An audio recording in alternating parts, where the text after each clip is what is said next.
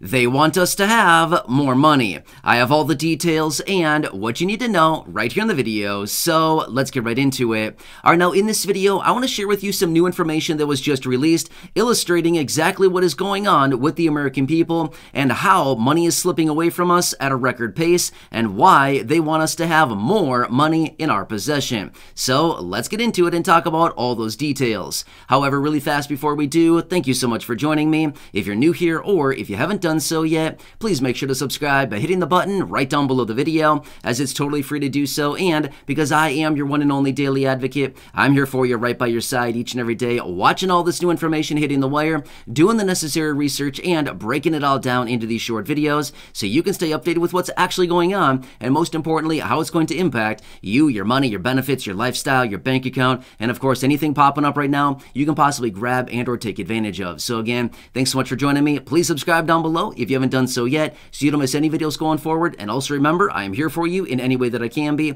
That's my dedication, that's my commitment, and as always, that is my promise to you and everybody right here in the community. All right, thanks again. Let's get into it and talk about why they want us to have more money and what is really going on with the American people right now based on these new reports and the numbers and statistics that were recently released to show exactly what is actually going on. So there's a couple different reports here that I'm going to be citing in this video. And again, I think this is pretty important stuff because it gives us a big picture as to what is actually going on with the American population. Not just a small handful of people, but this is collectively across all Americans. A lot of people we're talking about, right?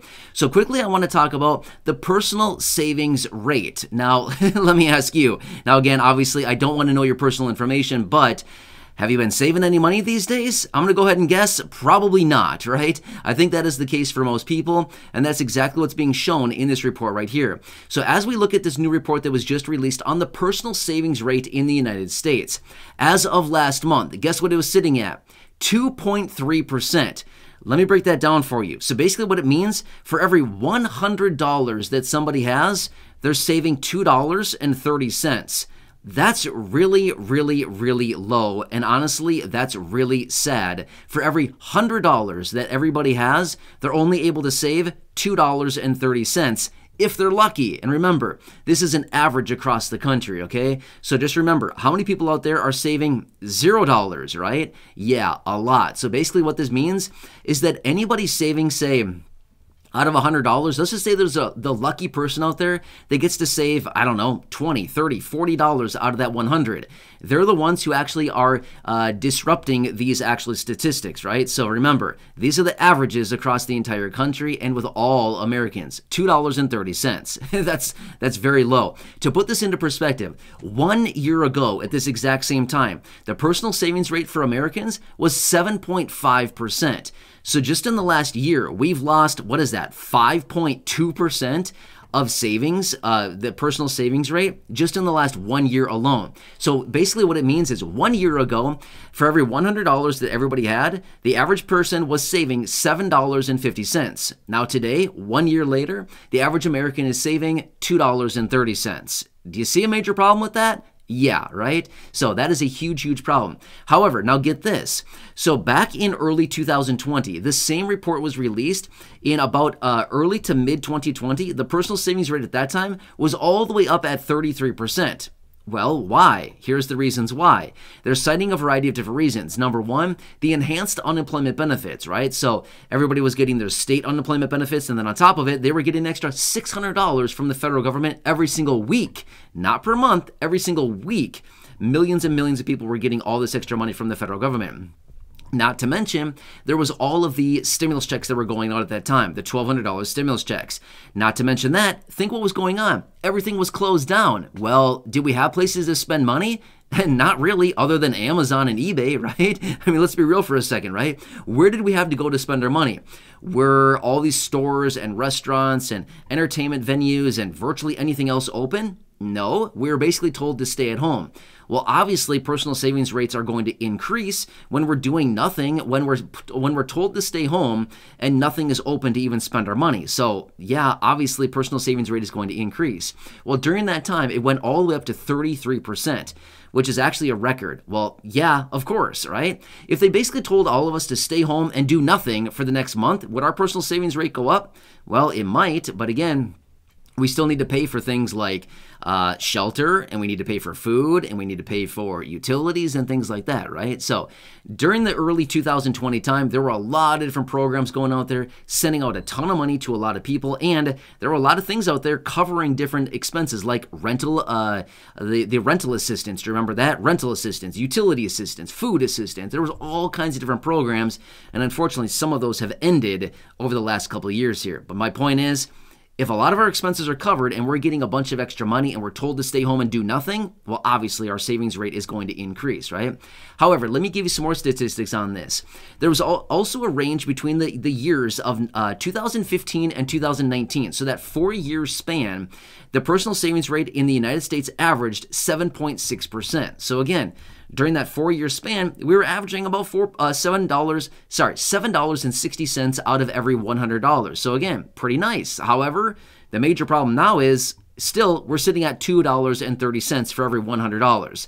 That's very, very low. Also, to put this into perspective, the record low was way back in July of 2005. So a lot of years ago, right? That was a lot of years ago. July of 2005, the personal savings rate at that time hit an all-time low of 2.1%. In other words, $2.10 for every 100 that everybody had at that time. And remember this much. Back in 2005, so call it, what is that, 18 years ago, call it, was a dollar worth a lot more back then? The answer is yes, okay? I wish we could go back and have the purchasing power of what we did back in 2005 today. $1 back in 2005 got us a lot more than it does today. $1,000 back in 2005 got us a lot more than it does today, right? Because of inflation and because of all these other reasons out there, the purchasing power of our dollars has dramatically declined over the last, call it 18 years since 2005. Major, major differences, right? So, a couple of the things that are going on right now in regards to another report that's going on, but increased car repossessions are happening right now. So here's what's going on. As a result of this high inflation and the average American spending nearly $50,000 on a new car these days, which by the way, the average new car is costing just under $50,000. Could you imagine dropping 50 grand on a new car these days? That's nuts. I'm not sure about you, but in my opinion, dropping 50 grand on a car is just not a good idea, okay? That's just my personal opinion. I have never done that, and I don't foresee myself ever doing that because that just seems ridiculous in my opinion. That is a ton of money for a lot of people out there. That is just below the average household income in the United States right now. To spend an entire year's income on a car is crazy for the average household, by the way. What about the low income and fixed income? Again, that'd be like years and years of income for a lot of fixed income beneficiaries. But anyway, average car value, or average car price, I should say right now, just under 50 grand. And most Americans right now who have car payments are spending over $700 all the way up to $1,000 a month. Just think of that. That's like a rent payment. That's like a mortgage payment alone on a car. Crazy, right? So anyway, just throwing out a couple of my personal opinions within this video as well, obviously, which I'm citing as well. But because of this, we are now seeing an increase in car repossessions. Well, what does this mean? It simply means that people don't have money. People don't have money to pay for their necessities, don't have money to pay for food and shelter and things like this, and obviously cars. So as a result of that, a lot of people are getting their cars repossessed. Again, super sad situation, right? So when things are going bad, all of a sudden it gets even worse for a lot of people. When all of a sudden you look out your window one day and all of a sudden, wait, where'd my car go? Oh wait, they took it because I missed a payment or 2 or 5 or whatever it happens to be, right? So yeah, kind of a super sad situation right now, but this is the reality of what's going on. And again, they're pointing out that these increased car repossessions right now are actually a leading indicator as to what is to come this coming year here as a result of inflation and the recession that everybody's talking about and an economic contraction and economic decline and whatever else going on. Because here's the thing. Let me point this out really quickly. When we go into an economic contraction and when people are struggling with money, what are the first couple things that we stop paying for? Do we stop paying for shelter? Well, generally, most people continue paying for shelter. Do we stop paying for a car?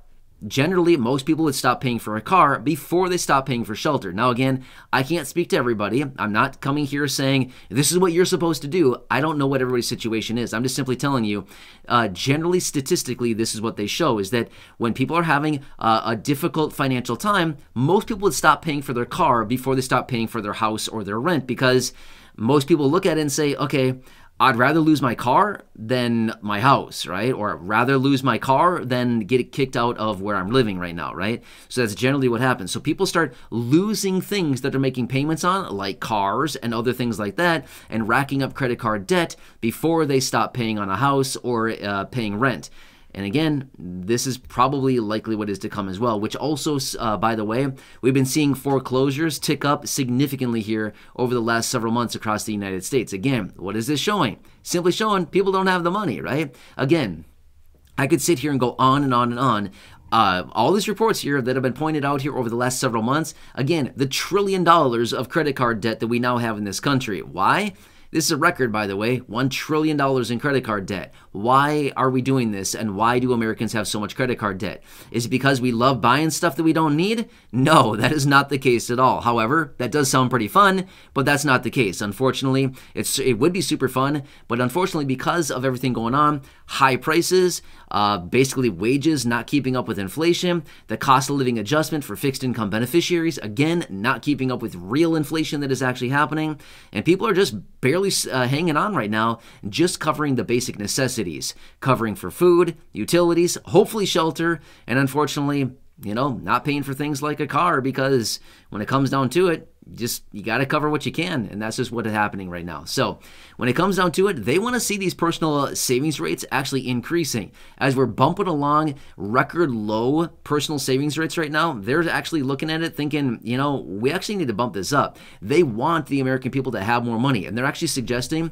that right now, with these personal savings rates as low as they are, in the event of a full-blown recession and economic contraction in 2023, they're suggesting that this may not go very well. A lot of Americans may not weather this storm all that well. And again, if this is the case, if you're somebody that's been watching the videos here, and again, every so often I do come back with some type of stimulus update, as in a stimulus check update, something like that. If you've been watching these videos, again, my point is, when I make these updates and I give you this information, I want to say this much. If they're looking at this this perspective, and they're looking at the current landscape right now and suggesting the American people are not going to weather this storm all that well, again, when they look at this and these huge statistics come out like this, and they look at the whole, the big picture, when they look at this and consider everybody's situation, does this make it more likely or less likely of stimulus? And again, just throwing my personal opinion out here, but if they're looking at the personal savings rate and their opinion is the vast majority of Americans are not going to weather this storm very well, then what is the likelihood they're going to give us more money?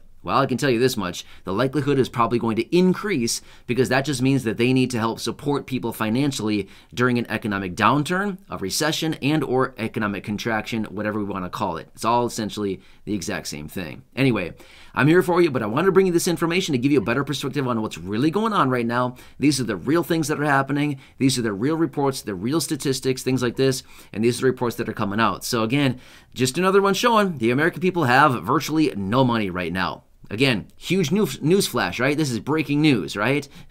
No, this is not breaking news. This is not a news flash. We already know this kind of stuff.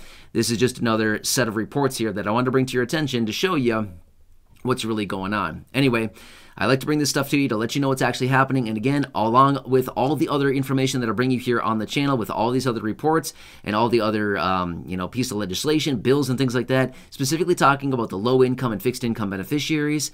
Again, I'm here for you to bring it all to you. So again, please subscribe down below if you haven't done so yet. Share the video with your friends, family, social media, and go back and check out any of the other thousands and thousands of videos here on the channel. Until next time, enjoy your day, have a good one, and I'll catch you again later in the next